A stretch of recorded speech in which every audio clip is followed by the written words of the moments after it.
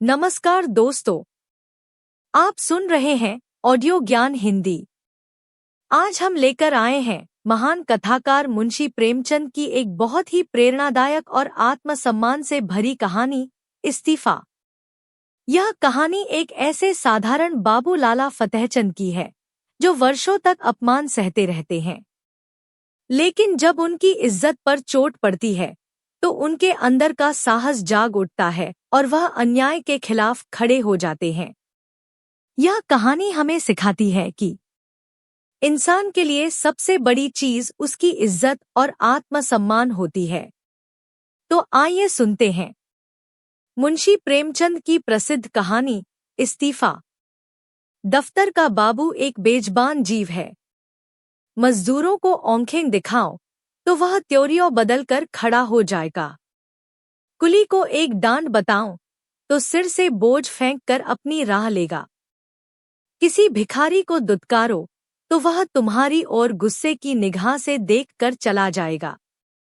यहाँ तक कि गधा भी कभी कभी तकलीफ पाकर दो लत्तियों झड़ने लगता है, मगर बेचारे दफ्तर के बाबू को आप चाहे आंखें दिखाएं, डांट बताएं, दुत्कारे या ठोकरे मारो, उसक माथे पर बल न आएगा। उसे अपने विकारों पर जो आधिपत्य होता है वह शायद किसी संयमी साधु में भी न हो। संतोष का पुतला, सब्र की मूर्ति, सच्चा आज्ञाकारी, गरज उसमें तमाम मानवीय अच्छाइयाँ मौजूद होती हैं। खंडहर के भी एक दिन भग्य जाते हैं, दिवाली के दिन उस पर भी रोशनी होती है, बरसात में उस पर हरियाली छाती है, प्रकृति की दिलचस्पियों में उसका भी हिस्सा है। मगर इस गरीब बाबू के नसीब कभी नहीं जागते। इसकी अंधेरी तकदीर में रोशनी का जलावा कभी नहीं दिखाई देता।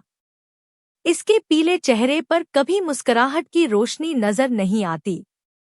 इसके लिए सूखा सावन है, कभी हरा भादो नहीं।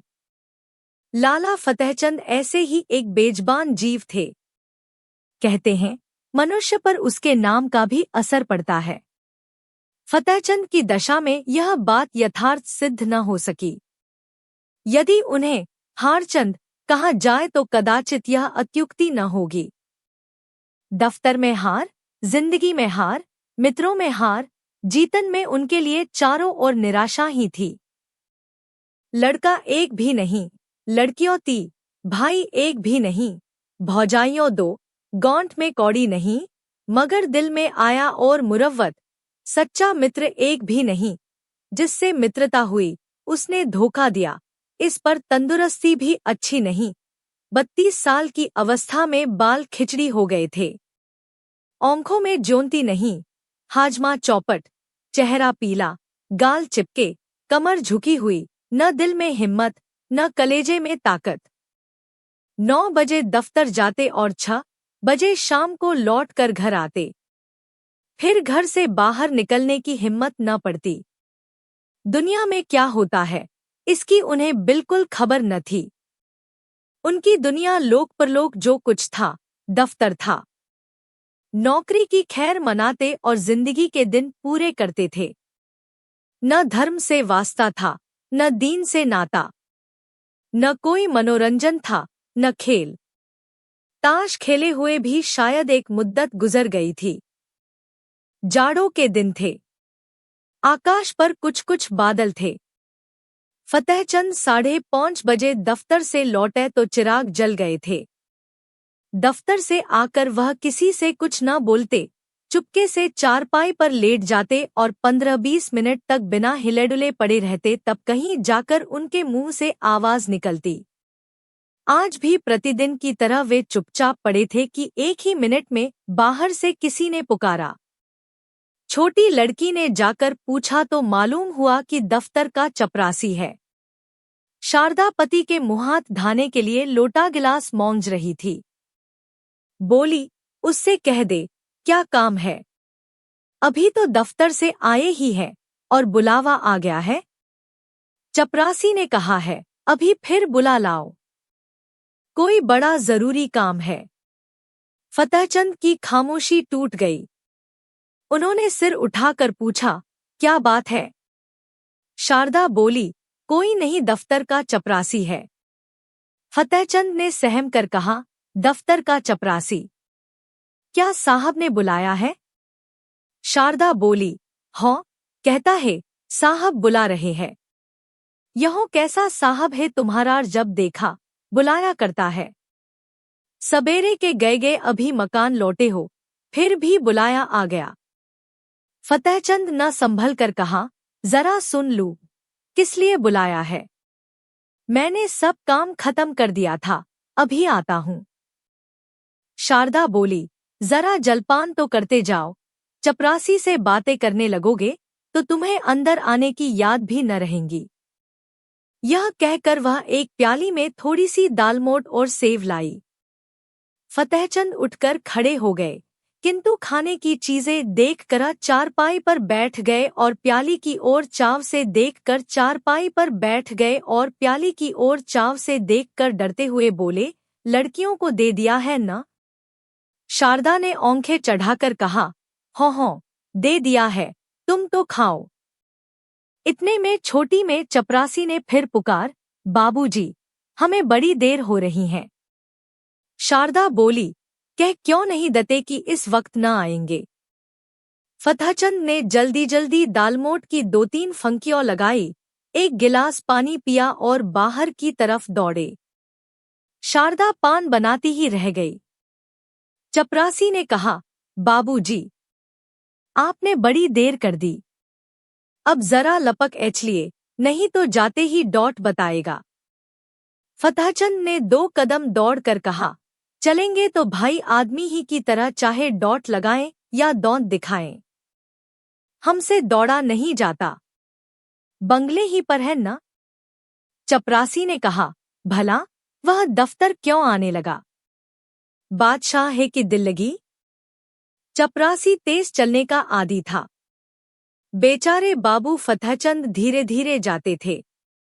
थोड़ी ही दूर चलकर हौफ उठे, मगर मर्द तो थे ही, यह कैसे कहते कि भाई जरा और धीरे चलो। हिम्मत करके कदम उठाते जाते थे, यहाँ तक कि जोंघों में दर्द होने लगा और आधा रास्ता खत्म होते होते पैरों ने उठने से इनकार कर दिया। सारा शरीर पसीने से तर हो गया, सिर में चक्कर आ गया, आंखों के सामने तितलियां उड़ने लगी। चपरासी ने ललकारा, जरा कदम बढ़ाए चलो बाबू। फतेहचंद बड़ी मुश्किल से बोले, तुम जाओ, मैं आता हूँ। वे सड़क के किनारे पटरी पर बैठ गए और सिर को दोनों हाथों से थाम कर दम मारने लगे। चपरासी ने इनकी यह दशा देखी तो आगे बढ़ा। फतेहचंद डरे कि यह शैतान जाकर न जाने साहब से क्या कह दे तो गजब ही हो जाएगा। जमीन पर हाथ टेक कर उठे और फिर चले, मगर कमजोरी से शरीर हौफ रहा था। इस समय कोयर बच्चा भी उन्हें जमीन पर गिरा सकता था। बेचारे किसी तरह गिरते पड़ते साहब बंगले पर पहुंचे। साहब बंगले पर टहल रहे थे, बार बार फाटक की तरफ देखते थे और किसी को अतो न देखकर मन में झल्लाते थे। चपरासी को देखते ही आंखें निकाल कर बोल, इतनी देर कहो था?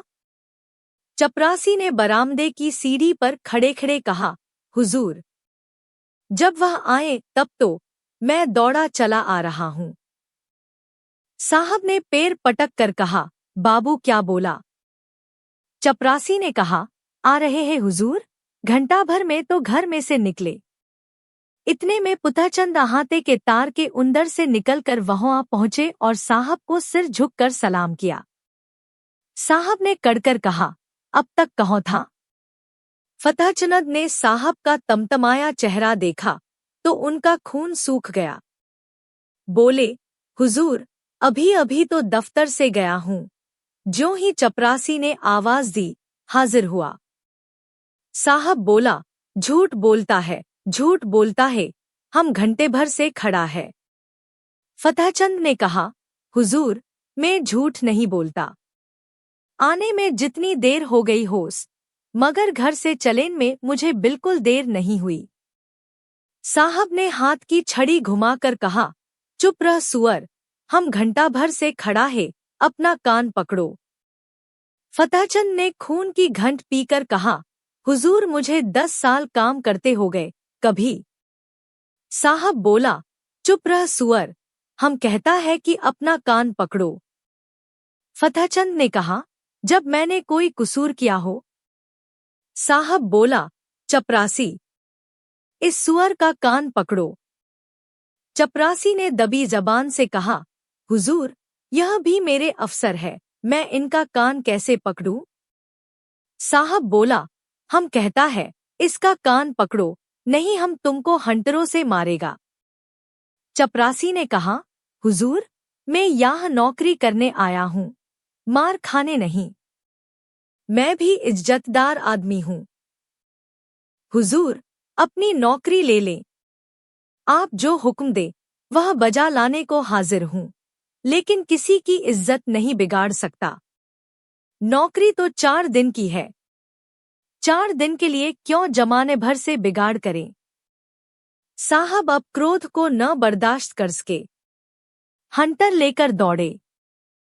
चपरासी ने देखा यहाँ खड़ रहने में खैरियत नहीं है, तो भाग खड़ा हुआ। फतहचंद अभी तक चुपचाप खड़े थे। चपरासी को न पाकर उनके पास आया और उनके दोनों कान पकड़कर हिला दिया।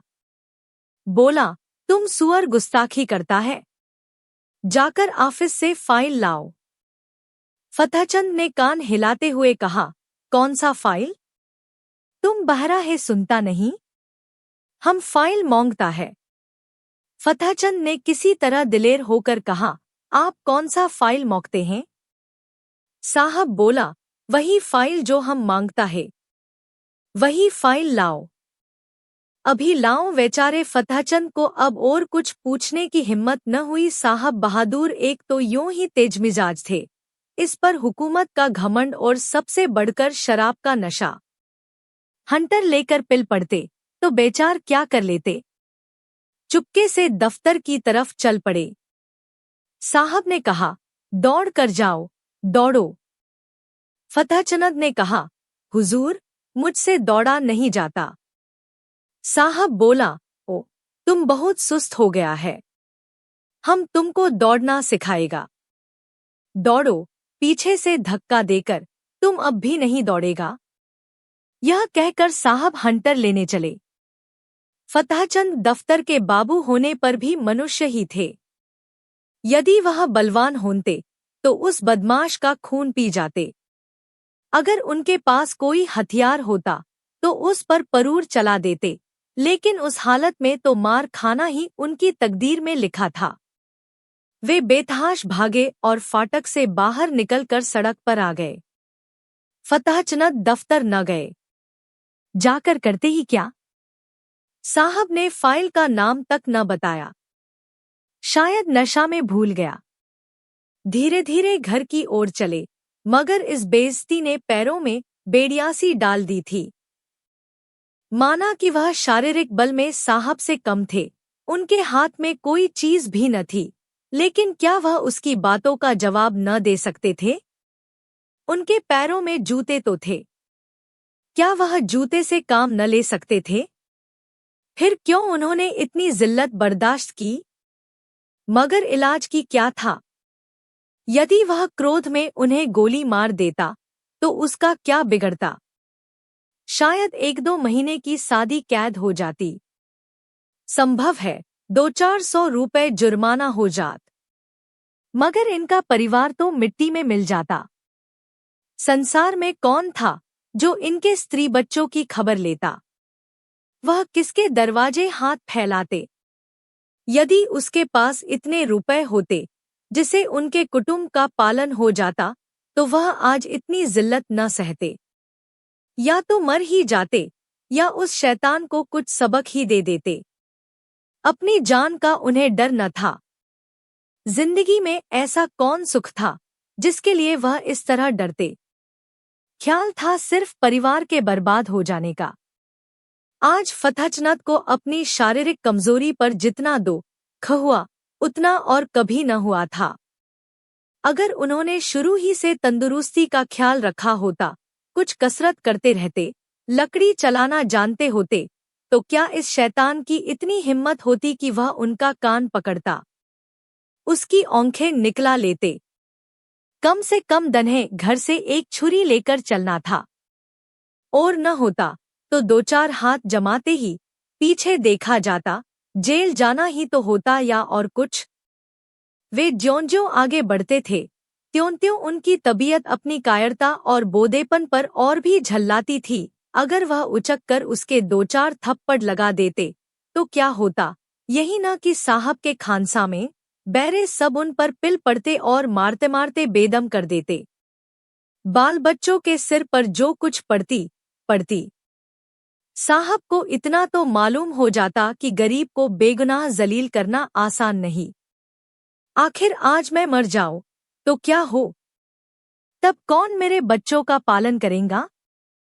तब उनके सिर जो कुछ पड़ेगी वह आज ही पड़ जाती तो क्या हर्ज था? इस अंतिम विचार ने फतहचंद के हृदय में इतना जोश भर दिया कि वह लौट पड़े और साहब से जिल्लत का बदला लेने के लिए दो चार कदम चले। मगर फिर ख्याल आया, आखिर जो कुछ जिल्लत होनी थी वह तो हो ही ली। कौन जाने बंगले पर हो या क्लब चला गया हो। उसी समय उन्हें शारदा की बेकसी और बच्चों का बिना बाप के जाने का ख्याल भी आ गया। फिर लौटे और घर चले। घर में जाते ही शारदा ने पूछा, किस लिए बुलाया था, बड़ी देर हो गई? फतहचंद ने चारपाई पर लेटते हुए कहा, नशे की सनक थी, और क्या? शैतान ने मुझे गालियां दी, जलील किया, बसस यही रट लगाए हुए था कि देर क्यों की? निर्दयी ने चपरासी से मेरा कान पकड़ने को कहा। शारदा ने गुस्से में आकर कहा, तुमने एक जूता उतार कर दिया नहीं सुआर को? फतहचंद ने कहा, चपरासी बहुत शरीफ है, उसने साफ कह दिया, हुजूर मुझसे यह काम न होगा। मैंने भले आदमियों की इज्जत उतारने के लिए नौकरी नहीं की थी।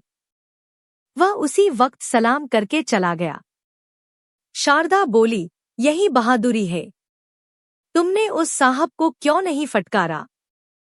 फतहचंद ने कहा, फटकारा क्यों नहीं, मैंने भी खूब सुनाई। वह छड़ी लेकर दौड़ा, मैंने भी जूता संभाला। उसने मुझे छड़ियों जमाई, मैंने भी कई जूते लगाए। शारदा ने खुश होकर कहा, सच? इतना सा मुंह हो गया होगा उसका? फतहचंद ने कहा, चेहरे पर झाड़ू सी फिरी हुई थी। शारदा बोली, बड़ा अच्छा किया तुमने, और मारना चाहिए था। मैं होती तो बिना जान लिए न छोड़ती।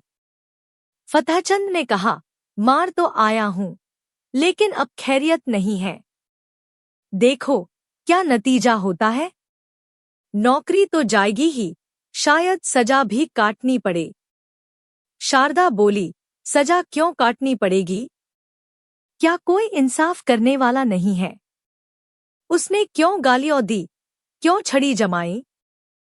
फतहचंद ने कहा, उसने सामने मेरी कौन सुनेगा, अदालत भी उसी की तरफ हो जाएगी।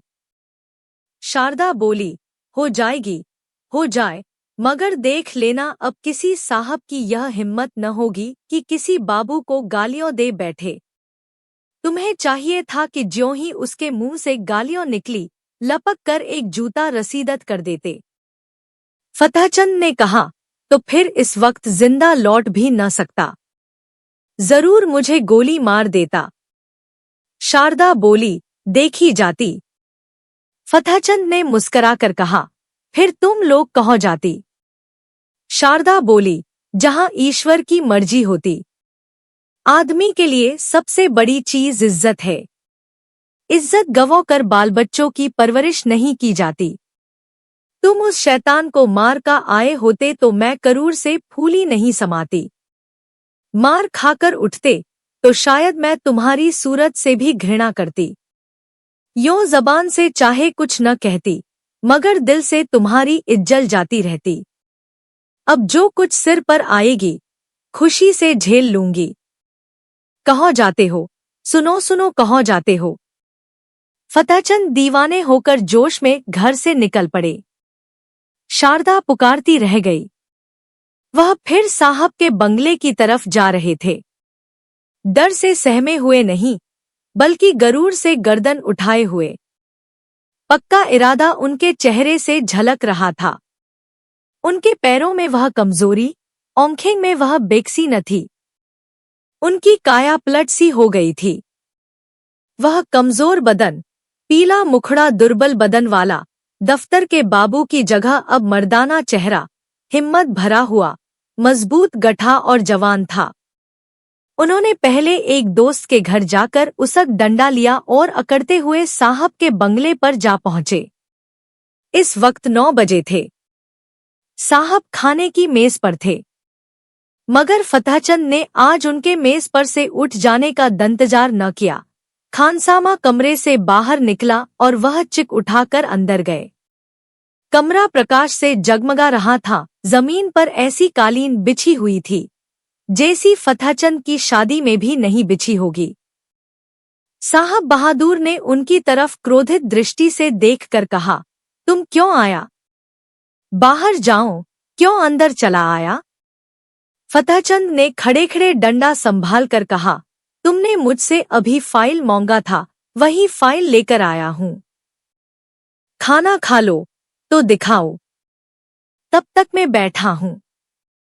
इत्मीनान से खाओ, शायद वह तुम्हारा आखिरी खाना होगा, इसी कारण खूब पेट भर खा लो। साहब सन्नाटे में आ गए। फतहचंद की तरफ डर और क्रोध की दृष्टि से देखकर कौंप उठे। फतहचंद के चेहरे पर पक्का इरादा झलक रहा था। साहब समझ गए, यह मनुष्य इस समय मरने मारने के लिए तैयार होकर आया है। ताकत में फतहचंद उनसे पासंग भी नहीं था, लेकिन यह निश्चय था कि वह ईंट का जवाब पत्थर से नहीं बल्कि लोहे से देने को तैयार है। यदि वह फतहचंद को बुरा भला कहते हैं तो क्या आश्चर्य है कि वह डंडा लेकर पिल पड़े। हाथापाई करने में यद्यपि उन्हें जीतने में जरा भी संदेह नहीं था, लेकिन बैठे बैठाए डंडे खाना भी तो कोई बुद्धिमानी नहीं है। कुत्ते को आप डंडे से मारिए, ठुकराइए, जो चाहे कीजिए, मगर उसी समय तक जब तक वह गुर्राता नहीं। एक बार गुर्रा कर दौड़ पड़े तो फिर देखे आप हिम्मत कहाँ जाती है। यही हाल उस वक्त साहब बहादुर का था। जब तक यकीन था कि फतहचंद घुड़की, गाली, हंटर, ठाकर सब कुछ खामोशी से सह लेगा, तब तक आप शेर थे। अब वह त्योरियों बदले, डा संभाले, बिल्ली की तरह घात लगाए खड़ा है। जबान से कोई कड़ा शब्द निकला और उसने डा चलाया। वह अधिक से अधिक उसे बर्खास्त कर सकते हैं। अगर मारते हैं तो मार खाने का भी डर है। उस पर फौजदारी में मुकदमा दायर हो जाने का संदेशा, माना कि वह अपने प्रभाव और ताकत को जेल में डलवा देंगे, परंतु परेशानी और बदनामी से किसी तरह न बच सकते थे। एक बुद्धिमान और दूरंदेश आदमी की तरह उन्होंने यह कहा, ओहो, हम समझ गया, आप हमसे नाराज हैं। हमने क्या आपको कुछ कहा है? आप क्यों हमसे नाराज हैं? फतहचंद ने तनकरी कहा, तुमने अभी आध घंटा पहले मेरे कान पकड़े थे और मुझसे सैकड़ों उलझलूल बातें कही थी।